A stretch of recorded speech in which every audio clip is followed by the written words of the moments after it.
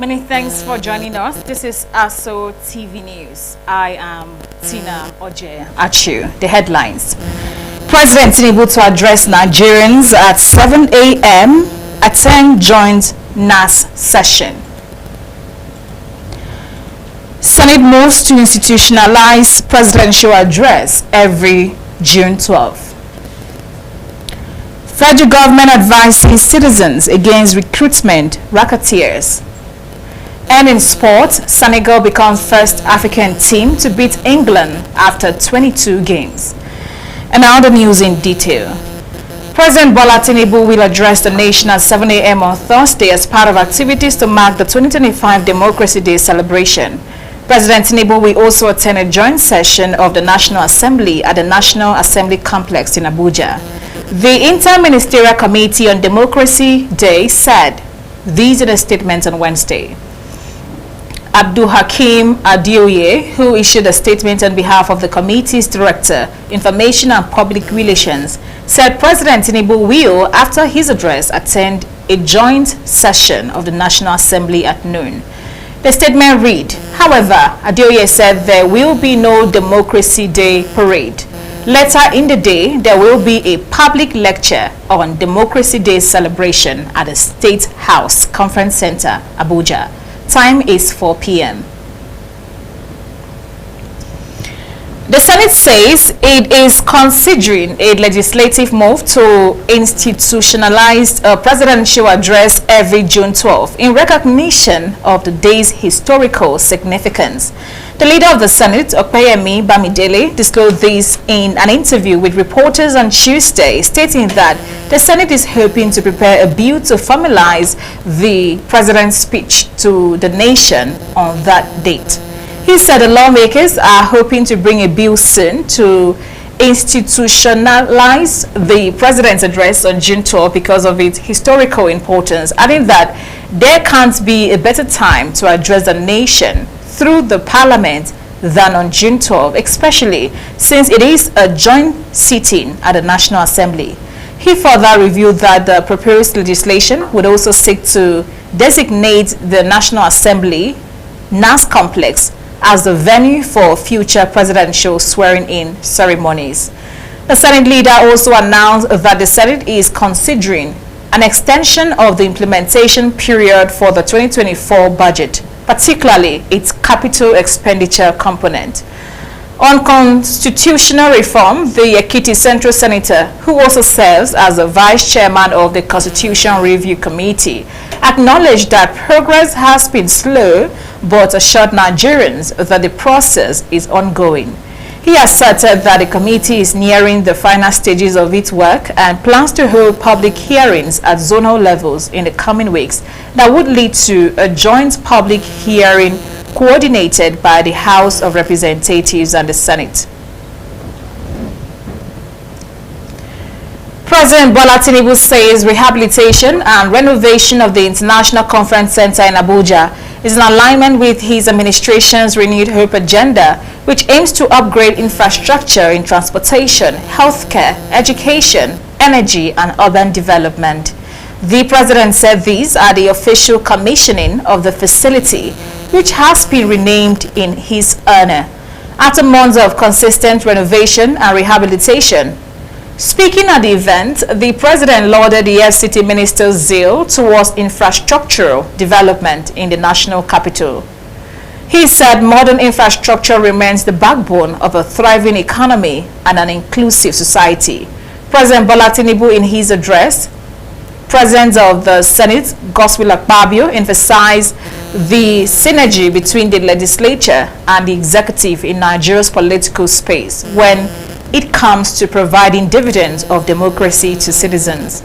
The Senate President, in his welcome address, Minister of the Federal Capital Territory, Barrister Nyesom Wike, emphasized that adequate payments must be made to use the facility for any event in order to enable proper maintenance. The Minister of the Federal Capital Territory, Barrister Nyesom Wike, has renamed the Abuja International Conference Center after President Bola Ahmed Tinubu. Speaking during the official commissioning of the newly upgraded facility on Tuesday in Abuja, Wike announced that the center will now be known as the Bola Ahmed Tinubu International Conference Center. Mr. President, let me thank you once again for giving us the opportunity.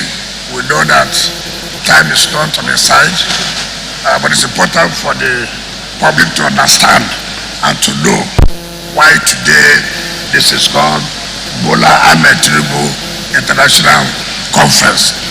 This conference was built in 1991 under the military government. Since that time, nothing has happened to this international conference. Last year, sometime July, August, you came here to inaugurate the ECOWAS Parliament.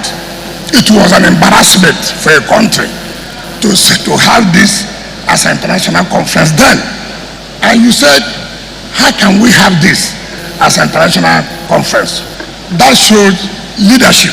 And you said, look, next time you want to come here, you want to see a different international conference. Within 8 months, Mr. President, this is what we have. And I feel that without your leadership, it wouldn't have been possible. You are not the only president who have come here. So many presidents have come here. Nobody has said this is not what Nigeria needs. But because of your leadership, you gave a marching order. This is not the quality to show that Nigeria is a giant of Africa. He described the structure as world-class and emphasized the need for regular maintenance. The minister added that henceforth, all users of the facility, regardless of status, will be required to pay for its use. President Tinubu was present at the event, which marked the formal unveiling of the renamed edifice.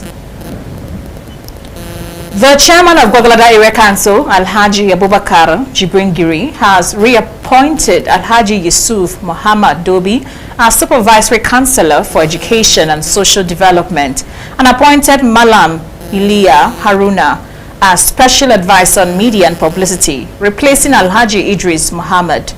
The appointments take immediate effect. The appointment follows the resignations of Idris Muhammad Pakuru, former Special Advisor on Media and Publicity, who stepped down to pursue political ambitions. Alhaji Yusuf Muhammad Dobi's reappointment reinforces his role in education and social development. Alhaji Jibrin-Giri thanked the outgoing official for his contributions and wished him well. He congratulated the reappointed and newly appointed officials, wishing them success in their roles. Alhaji Yusuf Muhammad Dobi is a former speaker and councillor. Representing Dobi Ward, Malam Iliya Haruna Kwako brings fresh perspective to the media and publicity department. The new appointees will be sworn in at a later date, marking the beginning of their new responsibilities. The Obedience Movement launched in preparation towards the 2027 elections. The launch came in the form of a public presentation of a book written in his honor titled The Renaissance of the Obedience Movement as a Political Change Agent in Nigeria. Ahead of Political Desk, Topsy Gimba covered the launch and now completes the story. It was like a youth jamboree as they besieged the venue of the book launch in honor of Obedient Movement. Leaders of the movement spoke after the other, calling on the youth to remain focused in their political ideology. The former presidential candidate for the 2023 presidential election on the platform of Labour Party, Peter Obi, tasked Nigerians to exhibit sacrifice with the greater happiness of Nigeria. Mr. Obi called on the government to tackle economic challenges facing the country in order to reduce hunger, hardship and insecurity. The trailers are not possible carrying goods. That shows an unproductive country. Because every other country, you see trucks carrying goods. But we didn't need trucks carrying goods. We didn't see rail carrying goods. They built rail. When people say colonial masters, I disagree. The problem is Nigerian masters. Colonial masters came here and built rail to Kafanchan for Ginger. We destroyed it. He built rail for Kanu, rail to Medugri. Everywhere rail went before was source of agricultural product or manufactured product.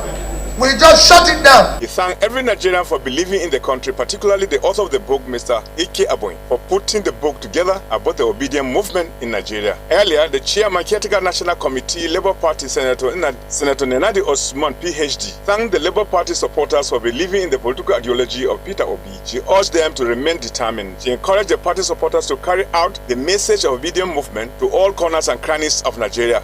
The chapters on electoral intrigue, media battles, identity, politics, and the ideological tenacity are essential.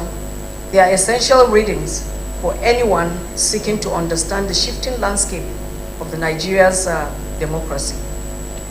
Particularly, poignant are the reflections on justice, character, and the price of being principled in a corrupt system. The special guest of honor, Professor Sam Amadi, advised Nigerians to continue to remain as change agents. Professor Sam Amadi said strong economy started with a few people. He cited the president of China, Xi Jinping, who believed in the Chinese Communist Party until the country is considered transformed today. He concluded that African leaders need to grow strong economy to free themselves from the Western neo-colonialism. How do we grow our economy? Again, let's not forget, in 1960 it was better. We're living today in a much more difficult global politics era. That nations are now going to compete against themselves.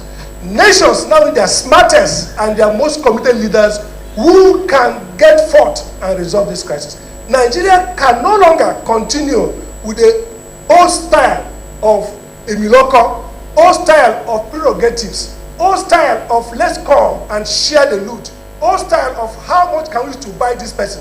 You need leaders who are going to go there, understand how the economy is working, and bring people together and create wealth. The interim coordinator of Peter Obi movement, Dr. Yunus Satanko, called on the Nigerians to remain committed and determined in the country's political landscape. The book reviewer and the author of the book called on Nigerians to read the book for its incisive explanation for Nigeria's elections. We will discuss the challenges we face, the opportunities we have, and then the strategy we must employ to build a Nigeria that is just equitable and prosperous for all concerned. It says that Obi was the catalyst to that foray. It was he who instigated, encouraged Nigerian youth to take back their country. It was a mere slogan, but it caught on and eventually became a mantra by itself. But for now, this captures the election. Anything you want to know about the election. When journalists arrive in Nigeria to know about what happened in 2023, this book will tell the story. Senators and members of the House of Representatives and others attended the book launch here in Abuja. Topsy Gimba, ASO Television News. You are watching ASO Television News. You can watch us live on DSTV channel 392, also on StarTimes TV channel 127 and Free TV channel 507. We are also on the UHF band on channel 38. Datacom. Federal government advises citizens against recruitment racketeers. Stay with us for details of these and more stories. We were warned about this marriage. Because we did not listen, the young maiden is dead. Nana, come here. Hi. Why do you speak so freely with a stranger from Ajan? We were just talking about offering Odigijale a seat on the council. May God be praised. Negodo Nselko Sisi, he has 2 wives. So why are you making it look like it is a big deal?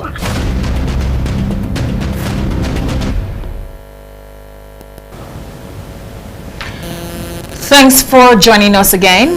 The federal government has advised Nigerians to be wary of recruitment racketeers. The warning came against the backdrop of social media publications that President Bola Tinubu ordered massive recruitment into some government agencies. The agencies listed in the report are the Nigerian Immigration Service, Nigerian Security and Civil Defense Corps, Nigeria Correctional Service, and Federal Fire Service. All the agencies are under the Ministry of Interior.